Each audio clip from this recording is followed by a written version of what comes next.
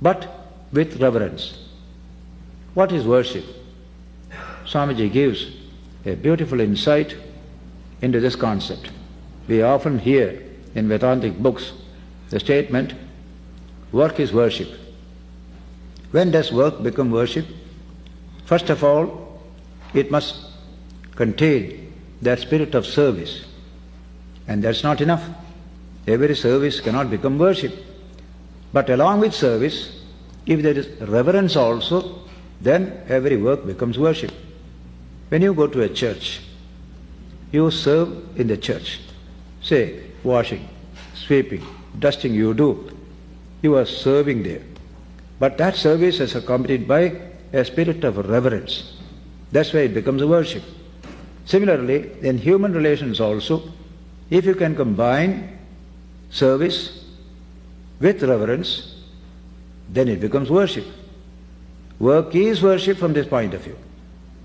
You are serving your little baby, wonderful. Serve it with love, but with reverence. There's a divine spark in that child. Then that very work becomes worship. This is the great philosophy of work Swami Vivekananda taught.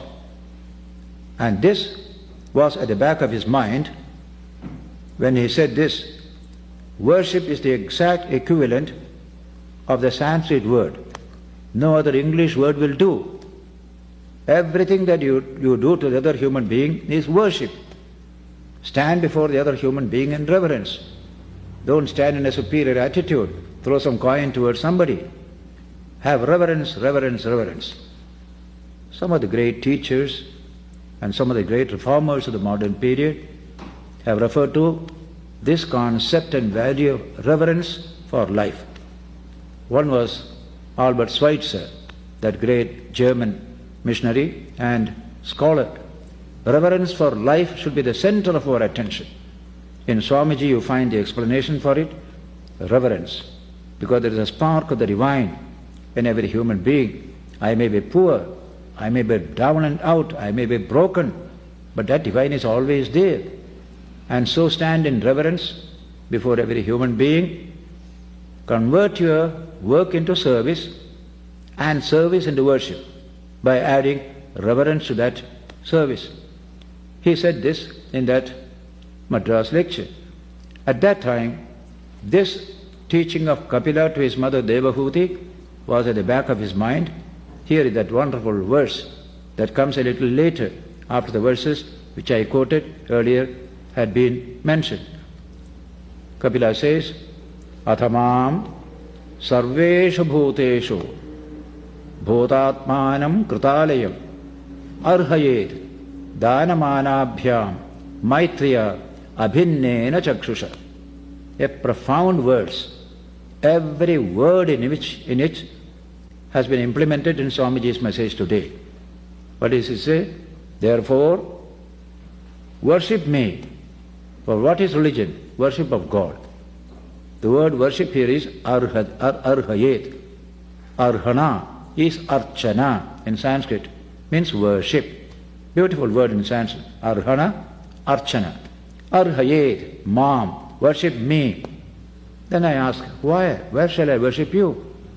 Then comes the answer, sarveshu bhuteshu, in all beings. Worship me in all beings. Why? Bhutatmanam, I am the self of all. Kritalayam, I have built myself a temple in every one of them. What Jesus said, are ye not tabernacles of God? In the Bible you will read it. Are ye not tabernacles of God? Same language here. Athamam sarveshu bhuteshu bhutatmanam kritalayam. I have already built a temple in all this for me. Therefore, arhayet, worship me there. How to worship God in man? Easy to worship God in the temple or in a church or in a mosque. Very easy, because God doesn't respond. We say in India, you take plenty of sweets and fruits to a temple and offer it to God. And you get the whole thing you get back. Nothing is taken there. But in God, in the case of man, it is quite different.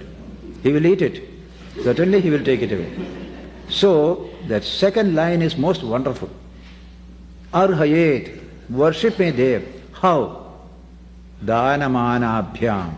Through dana, mana. Remove the felt wants of people around you.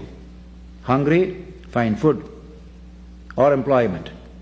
Illiterate, give education. Full of sorrow, bring peace.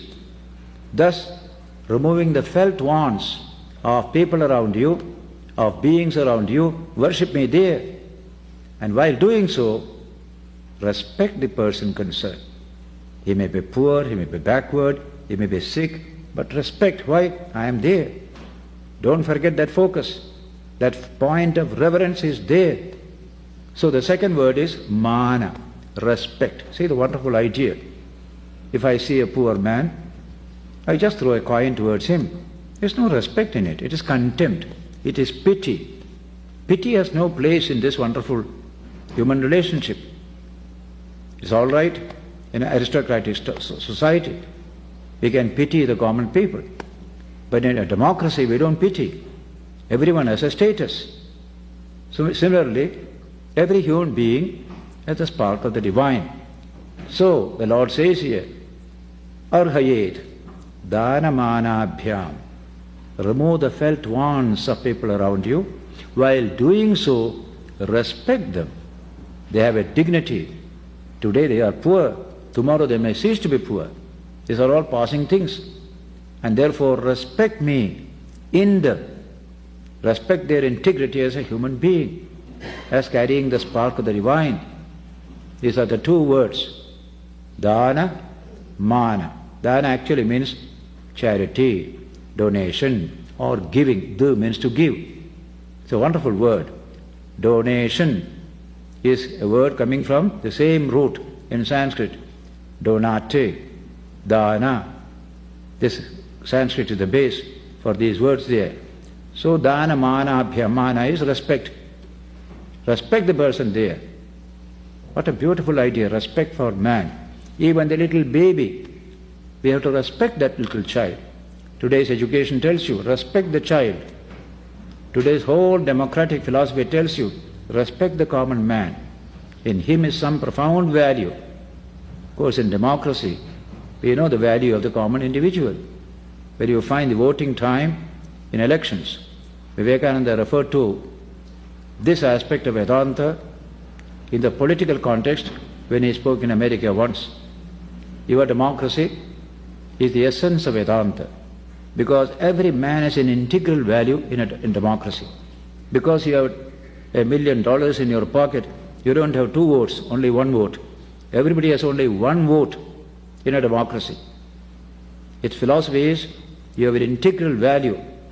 The same Atman is present in everyone, whatever may be his social status, in his fullness. That's why in recent elections in India you will find an old woman can't even walk. People carry like this. She goes to vote. She has a status. As a social individual, she has no status.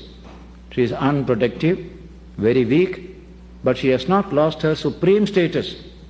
That spark that is within, that is where her individuality lies. Nobody can take it away. May be very poor, maybe a beggar even. He has also a status there. So in all these ideas, this beautiful concept comes in. Reverence, reverence, reverence. Sri Ramakrishna puts it in a wonderful language. There are two types of I in a human being, what he calls self. One is called unripe I, kacha ami. The other is called ripe I, paka ami. Paka ami is personality, kacha ami is individuality. So two individuals will constantly quarrel. Swami, to become this paka ami, how important are specific practices and techniques like meditation? These are all very good with objective clearly in view. As a means, they are wonderful. Meditation, as well as reading great books, great holy books, these are all very important. Once you set your goal, then these things are helpful to you, very important. More than that, the spirit of service, try to help people. What can I do for you? I am a clerk sitting in the office, secretariat, somebody comes from a village, what can I do for you? If I ask, I am a person, I become person, no more individual. That is not happening in India. as 71 years as being a monk, committed to the service of the community in the spirit of Sri Ramakrishna and Swami Vivekananda, what aspirations do you now have for yourself? You have served the community for so long through your intellect, through the institutions you have created, through the things that you have done for people. What aspirations do you have for yourself now? My two aspirations are there. I must remain steady and grow in the same line. But the other is my country and the world outside must also be very happy and cheerful and more peaceful. People must learn to live in peace with each other. I will be very happy when such things happen, and I work for it as far as I can. How to make the world Sarve Jana Sukhino Bhavantu is a Sanskrit prayer. May all beings be happy. That is Sarve Bhavantu Sukhina. Sarve Santu Niramayaha. Sarve Bhadrani Vashyantu. Ma Kaschit Dukkabhak Bhavet. These are very traditional words coming from ancient times in Sanskrit. Sarve Bhavantu Sukhina. Let all people be happy. Sarve Santu Niramayaha. Let all people be free from various ailments, physical or mental. Sarve Bhadrani Vashyantu. Let all people experience what is auspicious and what is good. Ma Kaschit Dukkabhak Bhavet. Let none become subject to any kind of sorrow or misery. This is the universal prayer in Sanskrit coming from ancient times. That is a beautiful idea. All the world will be able to live in this light. Then there will be peace throughout the world. This human being can become a